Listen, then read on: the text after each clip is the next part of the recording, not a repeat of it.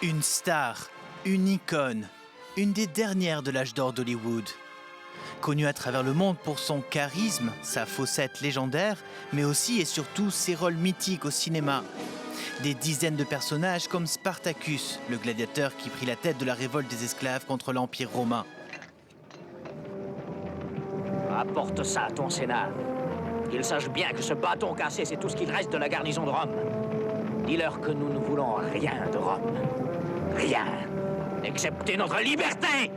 Le péplum de 1960 qui changea l'histoire d'Hollywood. Kirk Douglas menant la bataille pour que l'un des scénaristes, Dalton Trumbo, soupçonné d'être communiste, soit inscrit au générique. Un acte qui mit fin à des années de chasse aux sorcières dans l'industrie cinématographique américaine. Kirk Douglas, un acteur engagé qui choisissait avec soin ses rôles.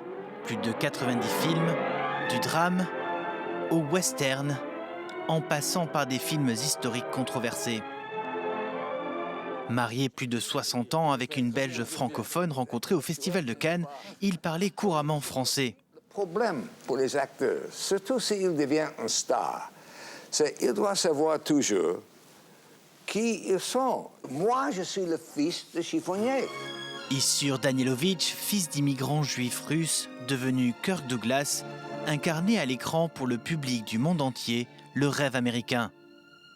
Mais l'une des grandes forces de Kirk Douglas, c'est d'avoir souhaité aussi interpréter des personnages fragiles ou brisés, comme Vincent Van Gogh en 1956.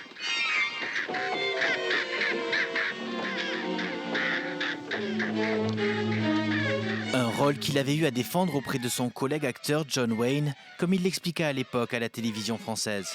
John Wayne, il était fâché. Comment tu peux jouer un rôle comme ça? Un homme qui est faible. J'ai dit, mais John, je crois que c'est un rôle très intéressant. Je suis un acteur. Non, non, non, nous sommes machos. Et moi, j'ai dit, mais John, tu n'es pas John Wayne. Tu es un homme. Un grand acteur, mais surtout un père de famille, qui a transmis à ses fils l'amour du 7e art. J'ai toujours été fasciné par ce désir brûlant qu'avait mon père, cet amour pour le cinéma, cette joie de faire des films. Ça avait l'air tellement amusant. Et c'est peut-être pour cette raison que mes frères et moi-même ne sommes ni avocats ni comptables aujourd'hui. Tu as mis du celluloïd dans nos gènes, papa. Et au nom de tous tes fils, je t'en remercie. Kirk Douglas, un acteur acharné et amoureux de son art, qui n'a pourtant reçu comme seul Oscar une statuette d'honneur en 1996. Il aura passé les dernières décennies de sa vie à voyager, à militer pour la paix et à œuvrer pour son association caritative. Engagé politiquement, il avait soutenu Barack Obama lors de sa réélection en 2012 et était un fervent critique de Donald Trump. Il resta, jusqu'à la fin, un homme de cœur et de conviction.